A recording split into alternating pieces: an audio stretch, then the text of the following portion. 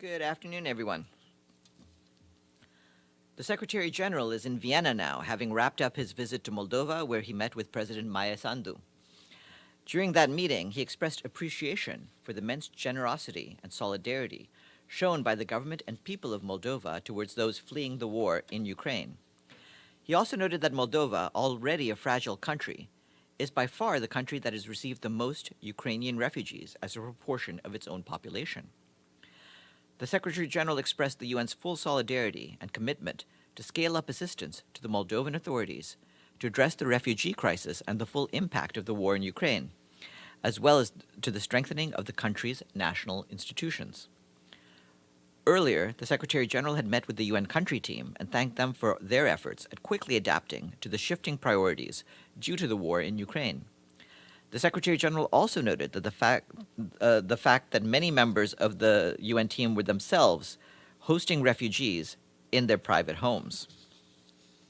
Prior to leaving Chisinau, Mr. Guterres visited a refugee center run with the support of UN agencies, where refugees can find temporary places to stay, hot meals, and register for cash assistance.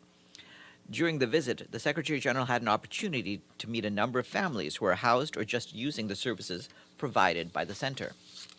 The Secretary General said to the press afterwards, "It is impossible to meet refugees and not be deeply moved by their stories." He added that this tragedy demonstrates that war is a senseless thing and that this war must stop. Immediately following the visit, the Secretary General visited the home of a Moldovan family, which is hosting Ukrainian refugees. The Secretary General thanked them for the generosity that they have shown by opening their homes to those fleeing the violence. We also have an update on Ukraine, where hundreds of thousands of people continue to be uprooted by the war. The UN Refugee Agency and the International Organization for Migration today said that nearly 14 million people have been forced to leave their homes over the last couple of months. To give you the breakdown, more than 8 million people had been internally displaced across the country by the end of April, an increase of 322,000 people in just 2 weeks, according to IOM. Another 5.9 million people were forced to cross borders to seek safety in other countries, according to UNHCR. Our humanitarian colleagues note that some 2.7 million people who were previously internally displaced within Ukraine have returned to their places of usual residence, further highlighting the complexity of mobility within Ukraine. According to IOM, 13% of the returnees, 353,000 people, indicated an intention to leave their homes again due to the current situation. The UN and our colleagues from the UN High Commissioner for Human Rights continue to receive reports and allegations of grave violations of human rights in Ukraine, including credible reports of rape, threats of sexual violence against civilian women and girls, men and boys, and enforced disappearance and displacement, allegedly perpetrated mainly by Russian armed forces and allies. The UN Human Rights Monitoring Mission in Ukraine is documenting and investigating the cases, some of which may amount to war crimes. And on funding, yesterday our humanitarian colleagues have launched an interactive Ukraine private sector donations tracker to document this unprecedented show of generosity and improve transparency about humanitarian funding flows. The private sector has committed more than $1 billion of cash and in-kind donations for the humanitarian response to the war in Ukraine. Our member states have made $1 billion available out of $2.25 billion requested by aid organizations in Ukraine to support people impacted by the war. And in response to a question yesterday on Undersecretary General for Humanitarian Affairs and Emergency Relief Coordinator Martin Griffiths' engagement in Turkey, our humanitarian colleagues tell us that he was received in Ankara yesterday by the Minister of Foreign Affairs, Mevlut Cavusoglu, and Presidential Spokesperson Ibrahim Kalin. Their discussions focused on Turkish support to the UN's efforts towards progress on pressing humanitarian concerns in Ukraine. In Brussels today, the Emergency Relief Coordinator, Martin Griffiths, urged donors to contribute to Syria at a time when $10.5 billion are needed this year to support Syrians, host communities, and countries in need. He noted that humanitarian needs are deepening, driven by a deepening economic crisis, ongoing displacement, and climatic shocks, as well as the impact of a decade of conflict which damaged or destroyed much of the country's public infrastructure and services. He reiterated the UN's continued effort to strengthen access through all modalities.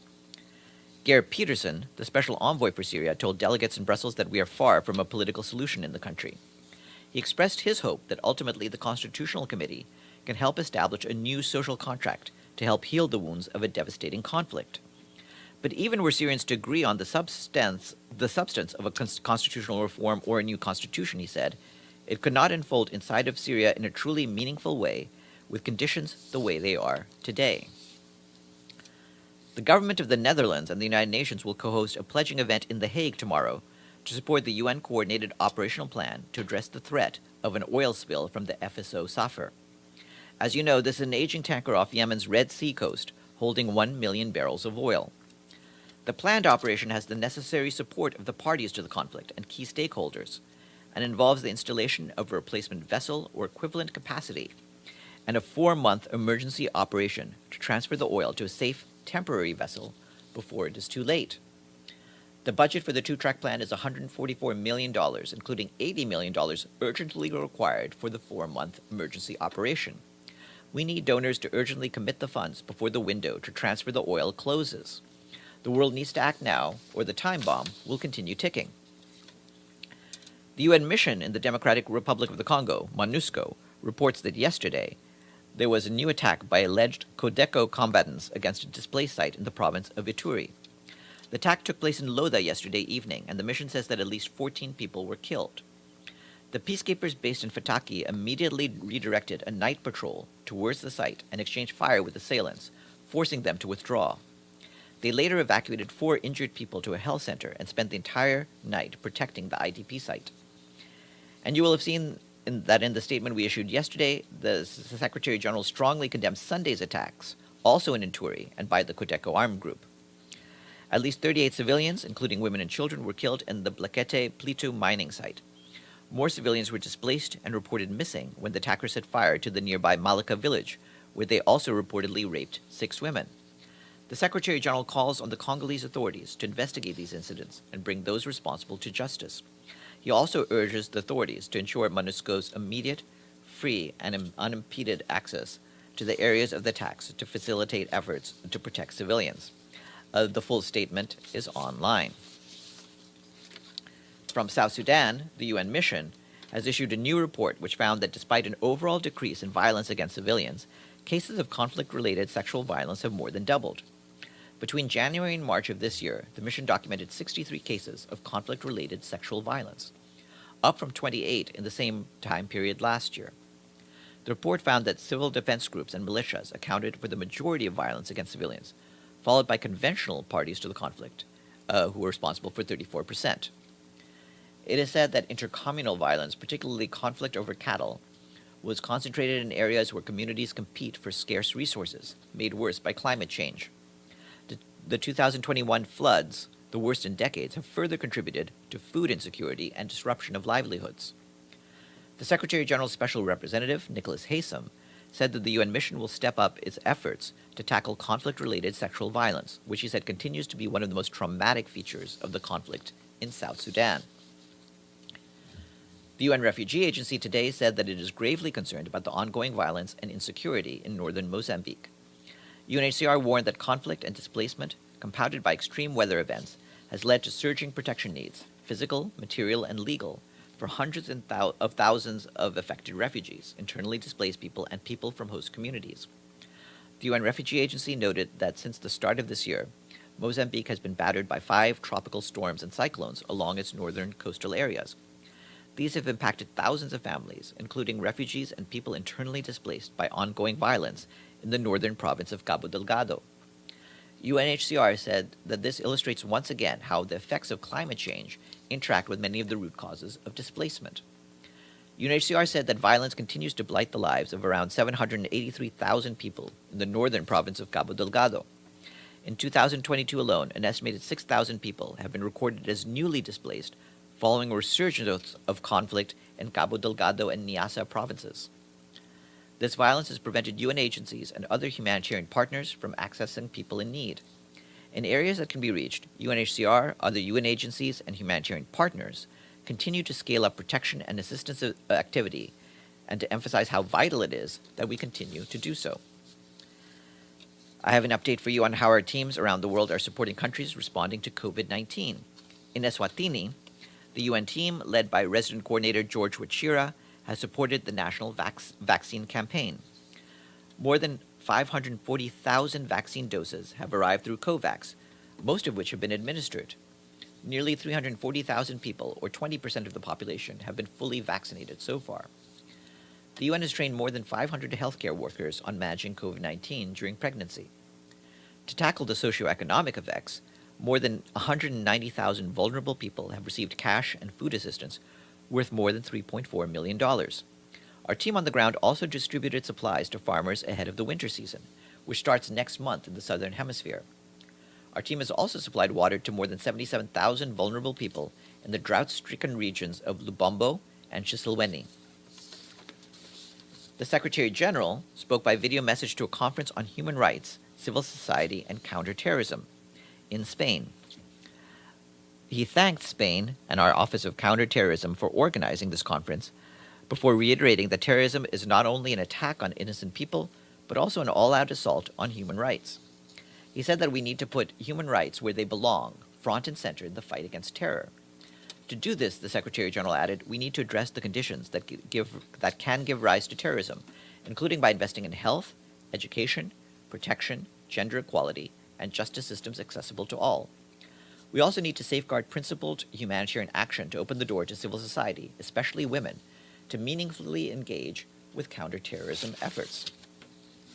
And the International Labor Organization today said that the annual rate of inflation worldwide, as measured by the Consumer Price Index, accelerated to 9.2% in March 2022, up from 7.5% in February of 2022. ILO also noted that the inflation rate in March 2022 was more than twice the rate of 3.7% recorded in March 2021. ILO said that the overall rise in inflation reflects the effects of the COVID-19 related lockdowns in 2020 and 2021. More recently, though, it has been driven by a surge in energy and food prices, especially since the start of the war in Ukraine on the 24th of February. ILO warned that this conflict has inflicted a major shock on commodity markets, disrupting global patterns of trade, production, and consumption in ways that are likely to keep prices at high levels in the coming years. And with that, I'll take questions before we go to Paulina Kubiak. Yes, Edie. Thank you, Farhan. There's a report quoting Mariupol officials saying that civilians are still in the Azovstal steel plant.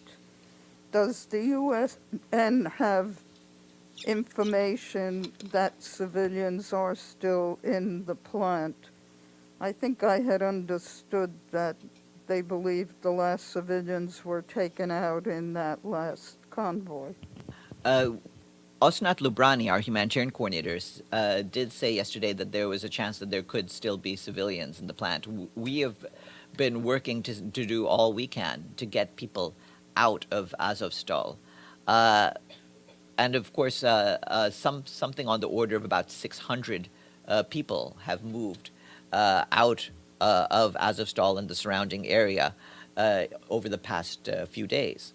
If we have awareness of more people in the plant, we would do what we can to get them out. But at this stage, as you're aware, there's now again research and fighting. Is there any move for another convoy, even to get people out from the neighboring area? I don't have any information on a new convoy yet to share with you. As you know, we have been trying with these, and whenever we can safely contribute any information to you about new convoy activity, we will. And on a completely different subject, at the Syria pledging conference today, it's been said that the United Nations was not co-hosting the event because the European Union did not invite Russia to participate. Can you confirm that this is accurate? Yes. What I can say is as you're aware, the Brussels conference is an important annual event, and we are participating in the discussions, as I just pointed out, including through Martin Griffiths, through the head of UNICEF, and through Geir Peterson. The UN isn't co-hosting this year, as you're aware. The European Union made a decision not to invite the Russian Federation, and we refer to them for their reasoning. From our standpoint, the Russian Federation is a member state of the UN and a permanent member of the UN Security Council and is a key interlocutor. Are there any other questions? Okay, if not, Paulina, come on up. Hello. What? Hello, Yes. it's Farhan. Oh, yes. Yeah, go ahead. Yeah, okay. Thank you, Farhan. This question was asked yesterday, and I'm repeating it today. Has any UN official has had a meeting with Taliban authorities about their hijab decision? Today, there was a big demonstration by Afghan women against the move, ordering them to cover their faces. The Taliban have also not implemented the international pledge given to the international community about ending the cross-border operations by terrorist groups. Have you any comments on that? Yesterday, you were present at yesterday's briefing, so you know what both the Secretary General and the UN mission UNAMA have had to say about this, and we've also discussed, as you just did, the importance of the Taliban upholding its commitments and the promises that it made to the international community, including on women's rights.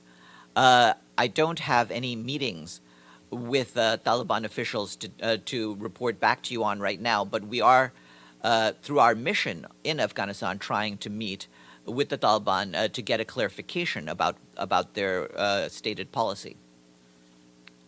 Yes. Thank you, Farhan. Going back to the inflation levels, I believe you said that the April or the March level was 9.2%, and that we should expect high levels to remain or go up. Yeah. Do you have any sense when you'll be receiving the April information? It takes a while Since to gather it. seems to Of course, right now accelerating. we just got the March information.